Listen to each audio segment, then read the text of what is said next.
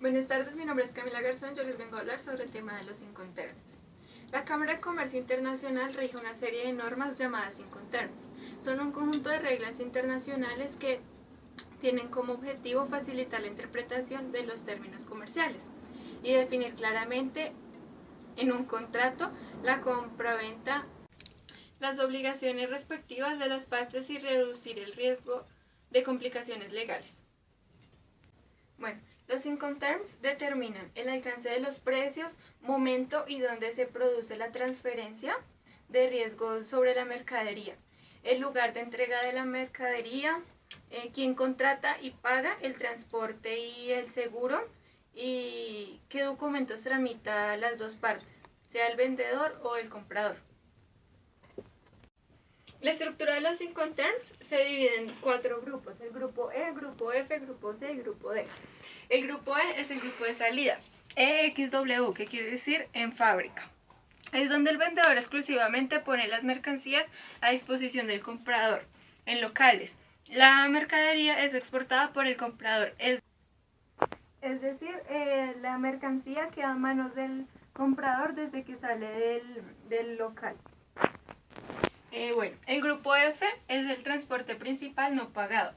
El FCA, que es franco en transporte, FAS, franco al costado del buque, FOB, que es el libre a bordo.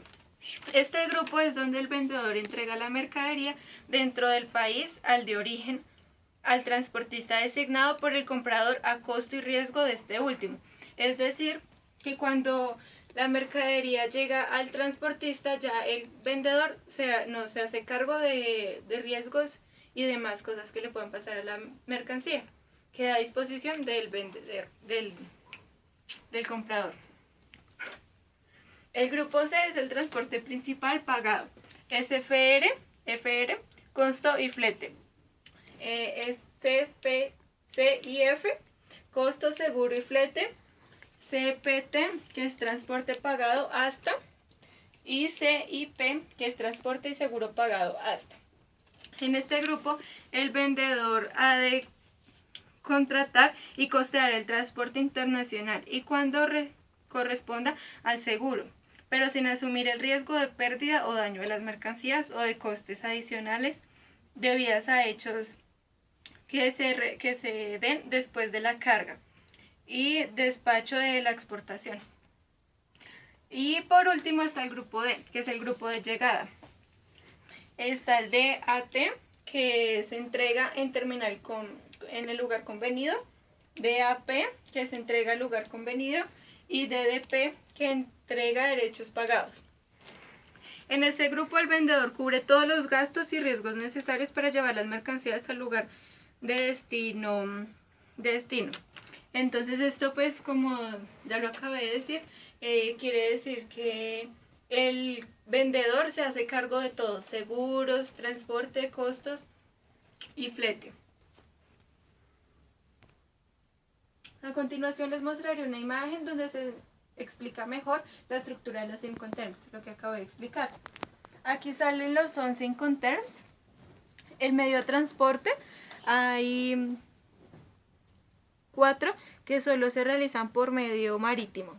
Entonces los rojos es el vendedor y el comprador ya vienen a ser los cuadros azules.